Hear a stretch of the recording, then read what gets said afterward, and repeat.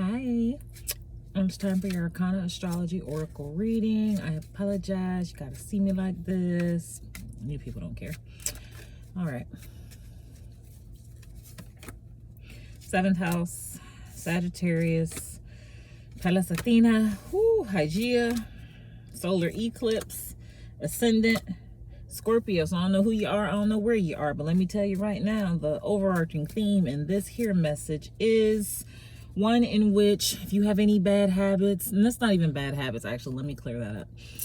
If you have had any preoccupation in thought, right? Like you have a tendency to default to negative thinking, and or your energy seems to propel not the best circumstances. So if you're somebody who's trying to come up out of financial insecurity, leadership insecurity, that's a weird way to put that. Well, maybe you have some self-doubts, some plaguing self-doubts, right? It's time for all of that to get cleared up and cleaned up. And I say that because of the way these cards came out. At the center was Hygeia. So Hygeia is about like that spring cleaning element, right? It's taking an accurate review on all the things that, you know, just can't go with you. So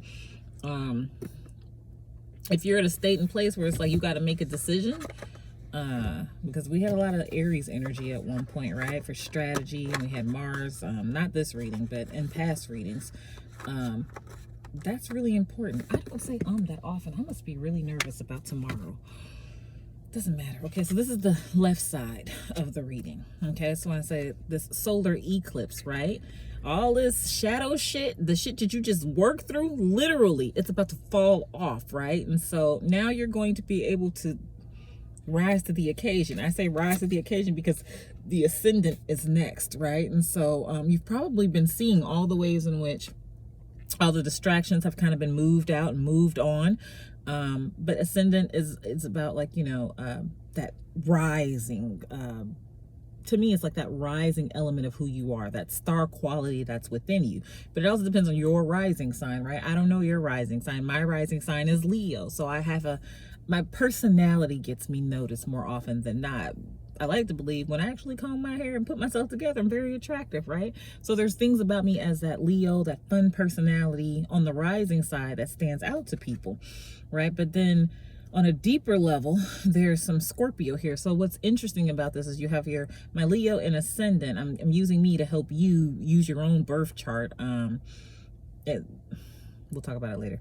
So, but my Scorpio is actually my south node. My north node is Taurus, right? And so Taurus is the house of finances. It's the house of beauty, right? The things that we value. It's the house of values, right? Well, second house is values, right? But I say all that to say Scorpio is about deep transformation, right? But Scorpio is oftentimes the natural born psychologist, psychiatrist, you know, the intuitive, right? There's like real psychic ability. So whoever you are, wherever you are, whatever was blocking you, if you were wondering about your intuitive gifts, I see that they've gotten stronger, and you've undergone a transformation. So you had to get rid of a lot of people. You had to come out of a lot of spaces.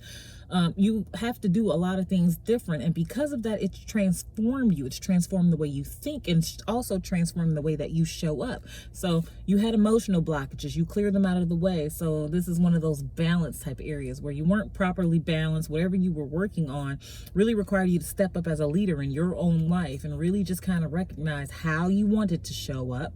And because of that, total transformation has taken place, right? Also, be advised, water, Scorpio element is very much about an emotional, I am hearing remote viewing. So this is really an opportunity for you to take a balcony perspective on what it is you say you want.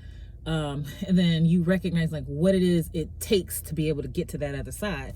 And so at the center of this reading was Hygeia, right? And so Hygeia is that spring cleaning element, right? And so I say, what do you want? What does it take to get to the other side? And you recognize it. You got a clean house, right? Some of you, it's literal clean house. You will literally or are in the midst of moving. So that's extra pressure, right? I just feel pressure, right? And the intensity of a Scorpio, whew, let me tell you, I'm raising one. I've never seen a birth chart with so much Scorpio in it. Well, I guess I have. It's my child, right? Random, don't take that. So this Hygeia is about like really recognizing like, well, you got to pull some clearing. So if this is physical exercise, you need to keep doing that. especially if it's helping clear out the clutter, clear some of that negative energy that's trapped on you, right? So I hear the water element, I hear cleaning. So some of you really need to take a spiritual bath. If you don't know what that is, reach out to me, or Google it. I mean, everybody gonna tell you something different. You have to trust yourself here, and that's what this is about, right? Learning to trust yourself, right? And so maybe back then people used to plant seeds of doubt. They used to fuck with you. Yes, you're right. You came from a family with narcissistic traits. Okay, a lot of people do. You have to work past it, right? And so you don't have to do anything, but this Haiji is a representation of really recognizing and taking stock of how those things played on your emotional state. And that's probably why they're falling away, right? They're being all that negative energy is being eclipsed out, and the light is being shed on just, you know, how dark the shit you have had to kind of rise up out of, how far you've come, right? And why that transformation is so significant right now. It's significant right now. All right, so when we get to the other side, your right side, yeah, I'm talking fast because I have like 3 other things to do today.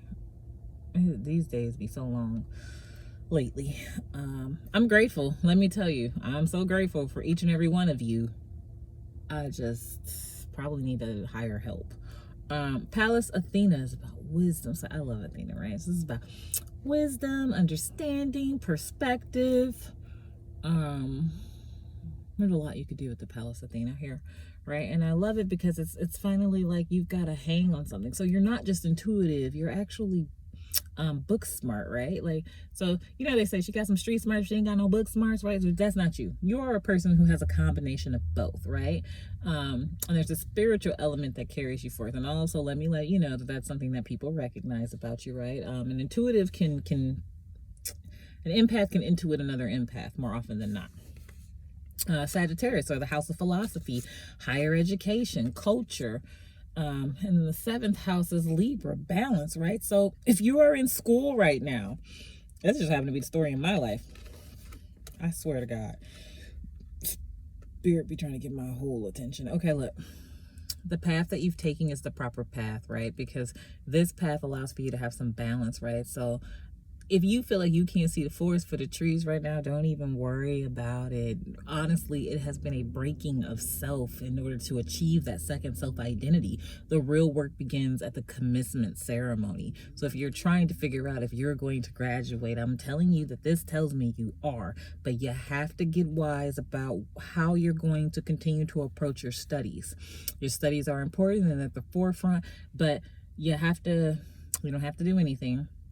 But when I see Sagittarius, I always think this fun-loving, jovial creature who is definitely into understanding things about other cultures, who's curious about other things. So you might have a way in which you do things in the world that are not of the text. That's not true. What are you saying? You need to open a book. Whatever you're looking for is in a book. Okay, so whatever this experience is, whatever this cultural piece is that you're trying to generically apply to all, that's not realistic, right? Find some balance and find some insight to the things that you're saying, right? Because there's wisdom in that, right? And so continue to take your lived experience, but also your education, and find the balance between what makes sense, what's realistic, how you can move forward, and what's not applicable, right? It might be a truth, but is it applicable to what's being presented in front of you, right? I don't think I have any clarifiers for you because I put the cards up. So that's it. That's all. So whoever you are, wherever you are, that's the story. You know, you've come a long way to achieve balance. You finally got some regarding your studies, right? So much so that you've now been able to look. You've been able to look and see how far you've come, right? The wisdom gained is real, right? The insights gained are real, right? So much so that, you know, you've cleaned up, you've been cleaning house, right? So a lot of the things that no longer serve you are being pushed aside because you recognize what it takes for you to get to that next level. So the transformation is occurring, right? The ego death, I love that thing. It's almost complete, whoever you are, wherever you are, right? So much so that you're rising up as a leader in your own life, but it also means you're taking the lead, right? Because something that you just couldn't see has finally going to fall away, and you've been enlightened hereafter. So not every therapist is a healer, not every healer is a clinician, and not every clinician will minister to your soul. You can book your session at TactfulDisruption.co. Bye.